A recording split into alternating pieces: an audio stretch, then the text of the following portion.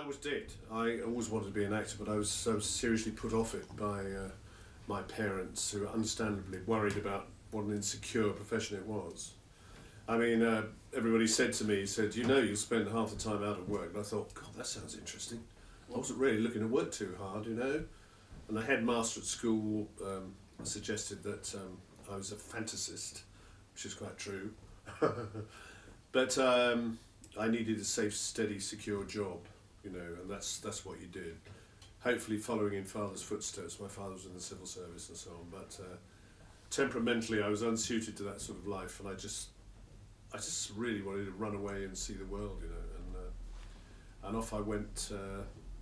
I listened to people and I said, okay, I'll become articles with an estate agent's firm because that's a proper job. And I was facing the fact of 5 years study, passing exams, qualifying, and I looked at it and I went, oh, I can't do this, I can't sit in an office. Eventually I got sacked and ran away and joined the Travelling Children's Theatre. Well, the one person who inspired me, I suppose, was Ronnie Barker, you know, who was reckoned to be the king of comedy in those days, in Open All Hours. And of course, when I did Open All Hours, I met someone I was going to see rather a lot of over the following years. I didn't know it at the time, but his co-star was David Jason, of course. And that was the first time I had met David. But, I grew up, I loved the comics. I loved people like Dick Emery. And his characters, such a funny man, you know. And I loved comics. I loved Frankie Howerd, Tommy Cooper, and all that.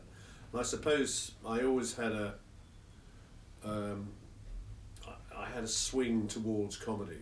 I mean, I always did at school. I could impersonate people, and that's how I got through school, by making people laugh a lot. I was in all the school plays, and I grew up, and I loved laughing, and I loved people who made me laugh. Jacques Tati was a great French comic actor who my father introduced me to, and I used to sit and listen to the Goon Show with my father, and pretty soon I could do all the voices of the Goon Show, and that's really the way I was heading, you know. And you know, later on, you know, you'd see you'd see Fawlty Towers and all that, and John Cleese, the Pythons, you know. I mean, sporadically very funny indeed, you know. Now and again, not funny at all, you know. But then they'd admit that themselves. But I've always been attracted to comedy, I suppose, because you know, I just like laughing and like making people laugh.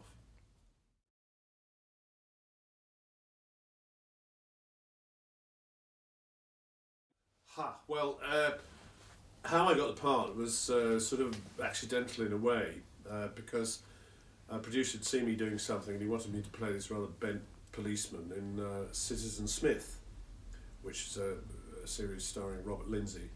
And it was written by a man called John Sullivan. So I came along and I did this one episode playing this bent copper in Citizen Smith. And John Sullivan, the writer, came up to me after it and said, I really like what you've done with that character. He said, I'm going to try and use that again one day. And a year later, Only Fools and Horses started, and would I come and do an episode of that? This time as a second-hand car salesman. But he obviously liked the characteristics, and those characteristics I nicked, not to put too fine a point on it, from a guy I used to know in my local pub in the 70s, who was a very pompous man. He had a really inflated idea of his own importance, you know, and he had the thickest skin I've ever seen, because he used to stand in the pub and pontificate about things and pretend he had an awful lot of knowledge about things, and he was a sort of Walter Mitty character. I once said to him, I said, Gordon, what do you actually do for a living? And he said, he had this curious pedantic way of talking, and he said, well, to be fair with you, I can't really talk about it because it is mostly top secret. But safe to say, it is in the electronics trade. And I went, wow, he's something to do with spying, you know, rocket fuel, the way fast jet pilots communicate, something like that, you know. God, so his stock sort of went up, and everyone's going, wow, I wonder what all that is. It turned out he was a travelling salesman selling tape recorders, but he was in the electronics trade. And I never forgot this. And the way he had his nose in the air the whole time, like this. figure of great fun, but so I played a lot of policemen when I was asked to do Citizen Smith, and I thought I just want to do something different than the usual thing. So I gave him this voice, you know, and this rather sort of superior, and this is what John Sullivan latched onto. And he said later on, he said that he knew someone rather like that himself, who was a second-hand car trader in South London, where he came from.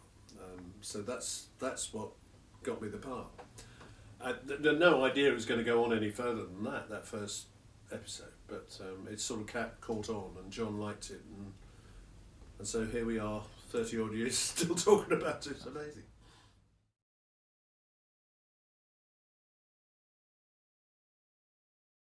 I have lots of favourites. All my favourites really are the bits that I was in. I think that's fair enough, isn't it? You know, no. It's a wonderful. I mean, I think Del Boy falling through the bar was voted the funniest comedy moment. So there's so many of these sort of surveys, aren't there? And people vote for their biggest comedy moment. But I remember him on the hang glider, you know, and also the chandelier thing where the wrong chandelier falls to the ground. And none of these I was in, so they're not very funny to me. but brilliant moments, absolutely brilliant set piece moments. As far as I'm concerned and Boycie's concerned, I think when you found out what Boycie's first name was, because he was always called Boycie, you know, and I remember saying to John Sullivan, people keep asking me what's his first name, and I didn't know. I mean, Terry, Tarquin, I don't know, whatever. And I remember Sullivan just saying, well, leave it with me, I'll think about it. And a couple of episodes later, this sort of strand appeared where you found out what Boycie's first name was. And it was set in a séance at a room above the Nag's Head. And Elsie Partridge, the medium, said, I've got a message for someone called Audrey. No, some of them called Aubrey. And everyone's sitting around like this, you know, the séance. And they're all looking at each other going, who it is. Then the camera pulls back and Boycie says, I am here. And it was just great writing, you know, and beautifully shot. And I mean, it has to be one of my favourite moments. You know, and Del Boy trying to help Boycie and Marlene have a baby, and the baby turns out to be brown. And Boycie says, how am I going to convince people my granddad was Louis Armstrong? Which is so politically incorrect, yeah. You know, but so charming in a way. Batman and Robin, you know, that where Boycie shows them into what they think is a fancy dress party, but he's forgotten to tell them that the man died that morning and is now awake. Just hilarious.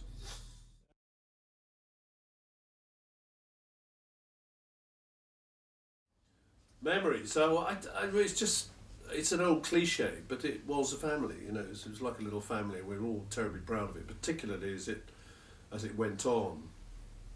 You know, about the fall series. I suppose that was about 1985. You know, you realised that this really had serious legs, as they say. It's a strange phrase, but it was going to go on because it meant so much to people. Because people started coming up to you in the street, shaking your hands, wreathed in smiles, always saying how much they're enjoying it, you know, and how much they like the character, and which is strange. I thought it was an horrible character, but they seemed to enjoy it, and they loved the whole stuff between Boycie and Del and Boycie and Marlene, you know, and that relationship, always bickering and sniping at each other. So that was that, and I think the favourite bits really were those in the Nag's Heads, when you'd have all the characters around the table, you know, Trigger and Mickey Pearce and Denzel, usually, Boycie and Marlene and Mike behind the bar, you know, having a hard time getting paid for any of the, you know, and Uncle Albert playing the piano. I used to love those scenes, you know, because I suppose because the whole family was there and everyone was scoring points off each other, and there was a real feeling of pride that we had because it meant so much to people, you know. So I think that's the chief memory really, and the legacy of it. Of course, John Sullivan's no longer with us, you know, but but that legacy is carried on, you know, and it's still as popular as it ever was. And we sat there at a convention the other day in Reading, and 2,000 people there, and they waited for 6 hours, you know, for us to sign things, which is extraordinary.